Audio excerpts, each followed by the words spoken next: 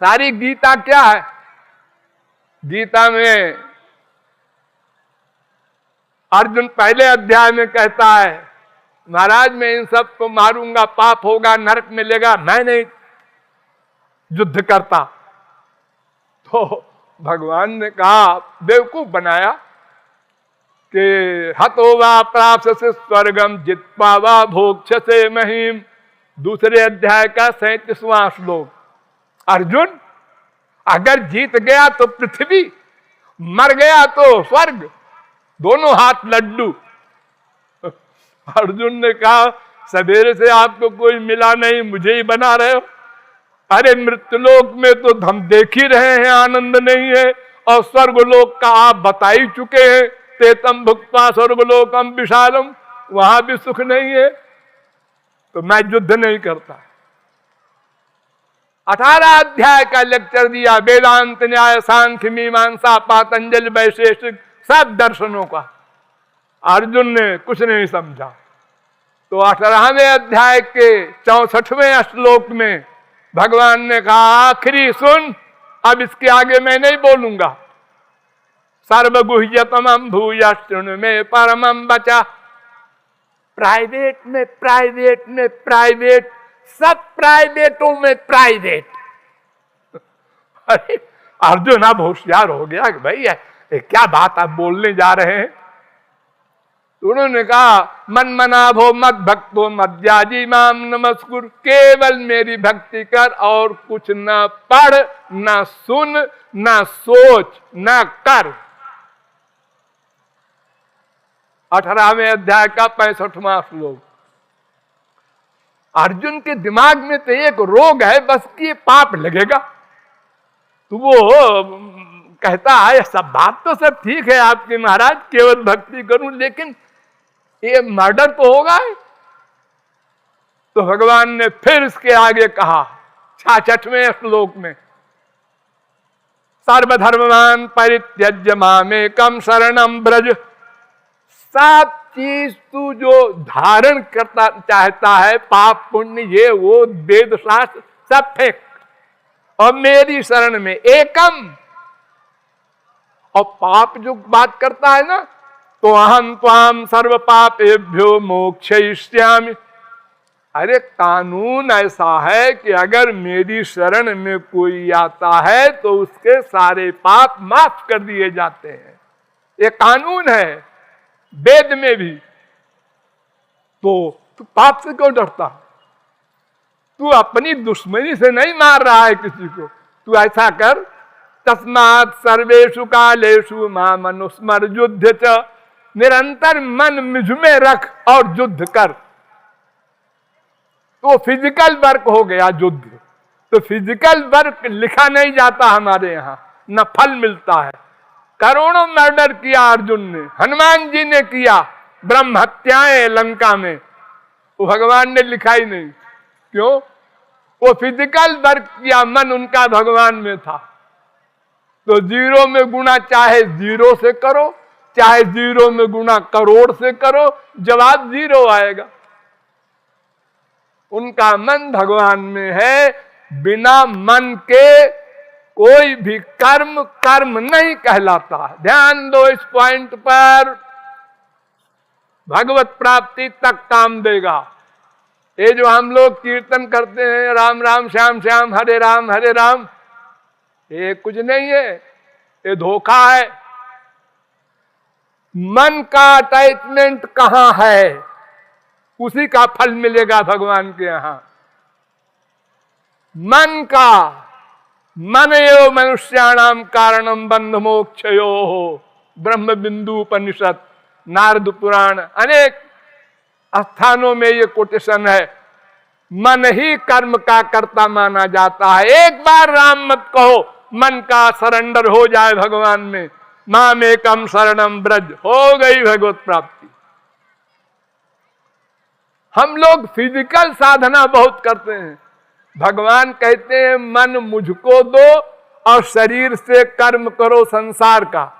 और हम उल्टा करते हैं, मन देते हैं संसार को और इंद्रियों से भक्ति करते हैं भगवान की, वाणी से, कान से, हाथ से पूजा, पैर से चारों धाम की मार्चिंग, ये क्या है? इससे कुछ फायदा हुआ? फायदा तो कुछ नहीं हुआ, आसक्ति तो बढ़ती जा रही संसार में। अरे तो दवा खाने से फायदा ना हो तो डॉक्टर से पूछो, कहीं गड़बड़ हो रही है। नहीं जी, फुर्सत नहीं हमको, हाँ बूढ़े हो गए। लेकिन ये फीलिंग ना हुई कि आखिर इतने दिन हमने भगवान का पूजा किया, पाठ किया, पुस्तकें पढ़ते हैं, हनुमान चालीसा, शिव चालीसा, दुर्गा चालीसा और सुंदर कांड और गीता, एक किताब पढ़ने से क्या होगा? अरे गीता में लिखा है मेरी शरण में आओ तो जाओ शरण में, ऐसे बोलने से नहीं चलेगा। भक्ति करो, और तुम भी कह रहे हो मेरी भक्ति करो। अरे इससे क्या होगा? शब्दों के पढ़ने से कुछ नहीं होता। और फिर तुम्हारा अनुभव भी तो है कि हाँ जी बहुत दिन हमने शब्द पढ़े, जप किए, पूजा किए, बद्री नारायण गए, इससे कुछ नहीं होता। मन से भक्ति करनी होगी, रो कर पुकारना होगा और कोई कामना नहीं रखनी होगी। ये शर्त, न संसार मांगो न मोक्ष, उनका दर्शन मांगो, उनका प्रेम मांगो। ये दो चीज के अलावा कोई कामना लेकर मत जाओ भगवान के पास, वरना नास्तिक हो जाओगे। हाँ, वैष्णो देवी के यहाँ गए थे, हमने बेटा मांगा तो बेटा मिल गया। तो फिर क्या हुआ? फिर उसके बाद बेटा बीमार हुआ तो डॉक्टरों ने जवाब दे दिया, तो फिर वैष्णो देवी के पास गए, तुम लौट के आए तो बेटा मर गया। तो जब तुमने बेटे के होने का कारण माना वैष्णो देवी की कृपा को, तो उसके मरने का भी कारण मानना पड़ेगा। अरे कुछ नहीं, वैष्णो देवी सब बेकार है। उसके 7 लड़के थे हमारे पड़ोसी के, 8वां हो गया, हमारे एक का ही था, मर गया। क्या देवी देवी देवता होते हैं? कुछ नहीं। इसलिए संसार भगवान से क्यों मांगते हो? अरे इतना संसार अनंत जन्म में भोगा, कति नाम सुता न लालिता।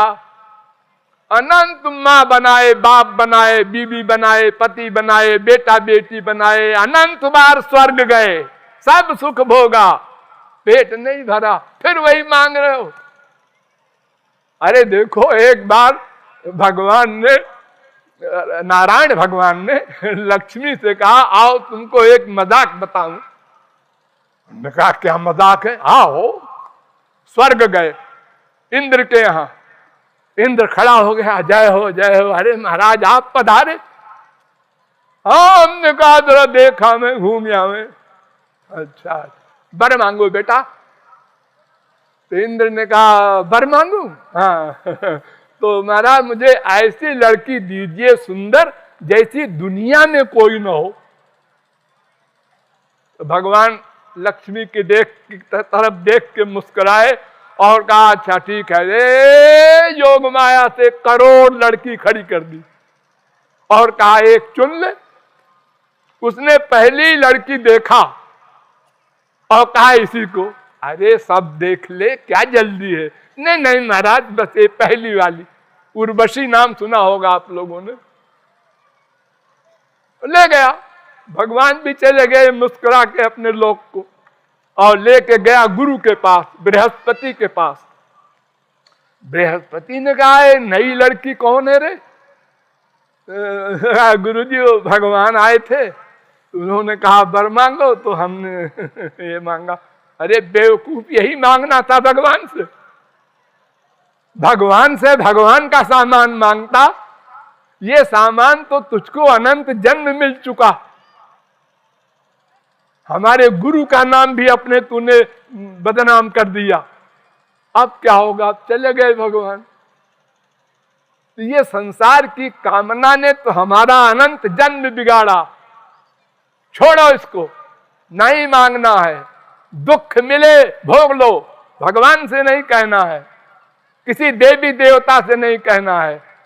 केवल राधा कृष्ण की उपासना करो। नंबर 1, मोक्ष तक की कामना न करो, नंबर 2, और रोकर पुकारो, नंबर 3, और हर जगह हमेशा ये रियलाइज करो वो हमारे हृदय में है। वेद कह रहा है, शास्त्र कह रहा है, एकस्तयो खादति पिप्पलान्न मन्यो निरन्नो पिबले न भूयान। 11वें स्कंद के 11वें अध्याय का 6वां श्लोक, दास पर्णा सयुजा सखाया, इस वेद मंत्र का अनुवाद। आपके हृदय में एक आप रहते हैं, एक आपका बाप, दोनों एक साथ। आप कुत्ते बनेंगे वहां भी वो साथ जाएगा, गधे बनेंगे वहां भी वो साथ जाएगा। ऐसा बाप है, साथ नहीं छोड़ता। ये बात हर समय हर जगह रियलाइज करो, तब आप आस्तिक कहलाएंगे। आस्तिक। हम भगवान को मानते हैं, मानते हो? हाँ, तुम्हारे हृदय में रहते हैं। ये वेद में, अरे वेद क्या जी, गधा भी जानता है, घट घट में राम रहते हैं। अच्छा अच्छा, तो तुम उसको रियलाइज करते हो? हाँ हाँ मानते हैं। तो क्यों जी, जब तुम कोई प्राइवेट बात सोचते हो तो उस समय ये फीलिंग होती है वो नोट कर रहा है, ये तो नहीं होती, भूल जाते। तो फिर क्या मानते हो तुम? जैसे अपने आप को सदा सर्वत्र रियलाइज करते हो, ऐसे ही अपने बाप को सदा सर्वत्र महसूस करो। बार बार सोचो, अंदर है, फिर काम करो आधा घंटा, फिर हाँ अंदर बैठे हैं, फिर काम करो, हाँ अंदर बैठे हैं, नोट कर रहे हैं। तो आप उस आधा घंटे में कोई गड़बड़ नहीं कर पाएंगे फिर, क्योंकि आपको याद आ जाएगी, वो नोट कर लेंगे, दंड मिलेगा। हम संसार से तो डर करके पाप कम करते हैं और भगवान से नहीं डरते। चोरी चोरी सोचते हैं, प्लानिंग करते हैं। अरे आप जो प्लानिंग करते हैं ना मन से, वही नोट करते हैं भगवान, क्रिया नोट नहीं करते। केवल मन का चिंतन नोट करते हैं भगवान, उसी का फल देते हैं, उसी को कर्म कहा जाता है। तो भक्ति अत्यंत सरल है। कहूँ भक्ति पथ कवन प्रयासा, योग न जप तप मख उपवासा। कुछ नहीं है। कोट प्रयासो सुरबाल का हरे, रूपासने स्वे हृदय छिद्रवत सता। प्रहलाद ने कहा था, क्या प्रयास है भक्ति में? वो तो अंदर बैठा है, बुलाना नहीं है कहीं से उसको। हम अपने माँ को, बाप को, बीवी को बुलाते हैं किसी और कमरे में, अरे सुनो, ऐसा नहीं, वो तो अंदर बैठा है। केवल आप मान लो, बस इतनी सी बात है। आप मानते नहीं है, आपको डाउट है, विश्वास नहीं है। आप लोग भोग लगाते हैं भगवान का, हाँ क्या करते हैं? पानी छोड़ते हैं ऐसे, थोड़ी देर आंख बंद करते हैं 2-4 सेकंड को, और खाने लगते हैं। ये क्या कर रहे हैं? भोग लगाया था। क्या मतलब? भगवान तुम आके पहले खाओ, तब मैं प्रसाद खाऊंगा। एक बात बताओ, तुमने कभी ये भी सोचा कि देखूं तो क्या खाया है भगवान ने? अजी नहीं, भगवान खाएंगे थोड़े। तो फिर आप क्या भगवान से एक्टिंग कर रहे थे ऐसे पानी डाल के? जब आपको इतना अविश्वास है पक्का कि खाएंगे नहीं, तो फिर ये क्या धोखा दे रहे थे भगवान को? आपको फील होना चाहिए था, अरे आज भी नहीं खाया, रोना चाहिए था। नहीं, कोई फीलिंग नहीं। ये सब गड़बड़ी जो हमारे विकार हैं मानसिक, इनको हटाओ और विश्वास पूर्वक उनको सदा अपने साथ मानो। और एकांत में घंटे 2 घंटे जो बैठ के पूजा पाठ करते हो वो बंद करो, उनका रूप ध्यान करके आंसू बहाओ और रूप बनाओ, वो भी अपने मन से। और श्रृंगार करो, अपने मन से हीरो का हार पहनाओ, कोहनूर सरी के हीरो का मन से बनाओ। आजा आ गया, ए पहनाया, हाँ कितने सुंदर लग रहे हैं श्याम सुंदर। क्योंकि गरीब हो तुम कहोगे हमको तो हीरे का हार कहां से लाओ मैं पहनावे। अरे भगवान कहते हैं मनोमयी मणिमयी प्रतिमाष्ट विधा स्मृता। भागवत, मन से बनाई हुई मूर्ति की पूजा करो, कोई सामान की जरूरत नहीं। तुम पत्थर की मूर्ति की पूजा करते हो, कोई चीज जब नहीं होती, मान लो आज अक्षत नहीं है वहां, तो चिल्लाते हो बीबी को, अरे क्यों री अक्षत नहीं रखा, लो पूजा कर रहे हो क्रोध कर रहे हो। तो सब मानसिक पूजा करो और सदा मन में साथ रखो उनको। इस प्रकार अभ्यास करने से धीरे धीरे अंतःकरण की शुद्धि हो जाएगी। तब गुरु दिव्य प्रेम देगा। उसी क्षण माया निवृत्ति, भगवत प्राप्ति, त्रिगुण त्रिकर्म त्रिदोष पंचक्लेश पंचकोश सब समाप्त। और जो लक्ष्य है हमारा, सदा को दुख चला जाए, सदा को आनंद मिले और अनंत मात्रा का आनंद मिले, अनंत काल के लिए मिले और प्रतिक्षण वर्धमानम ऐसा आनंद मिले, ये प्राप्ति असंभव नहीं, लेकिन ठीक ठीक साधना करने से मिलेगी। बहुत सरल है, भक्ति में कोई कठिनता नहीं है, कोई तिकरम नहीं है। मोह कपट छल छिद्र न भावा। देखो आप जब पैदा हुए तो आपने क्या किया, भक्ति मार्ग अपनाया, क्या किया, रोए, आप रोए, मां हंसी जिंदा है जिंदा है। जब जब आपको कोई चीज की जरूरत पड़ी आप रोए, भूख लगी रोए, पेट में दर्द हुआ रोए। अब मां का काम है अपना सोचे विचारे, खोपड़ी लगावे कि क्यों रोया और इलाज करे। तो मां तो अल्पज्ञ है, भगवान तो सर्वज्ञ है, आप सरेंडर कर दो, वो सब संभालेगा। और अगर आप कुछ कुछ करने लगते हैं, साल भर के हो गए, 2 साल के हो गए, तो उतना उतना मां कम करने लगती है। जब सब काम करने लगते हैं तो मां कुछ नहीं करती। नहाया नहीं रहे अभी, मम्मी आप तो रोज नहलाती थी, अरे मैं बड़ा हो गया, जा नहा ले अपने आप। ऐसे ही जब हम करता होते हैं तो भगवान नोट करता है खाली और फल देता है। और जो हम शरणागत हुए 50% तो 50% भगवान हमारे योगक्षेम को वहन करता है। और जब हम मामेकम शरणम ब्रज हो गए तो भगवान हमारा पूरा योगक्षेमम वहाम्यहम्, फिर हम निश्चिंत हो जाते हैं। फिर सदा पश्यन्तु सूरयः तद विष्णु परमं पदम।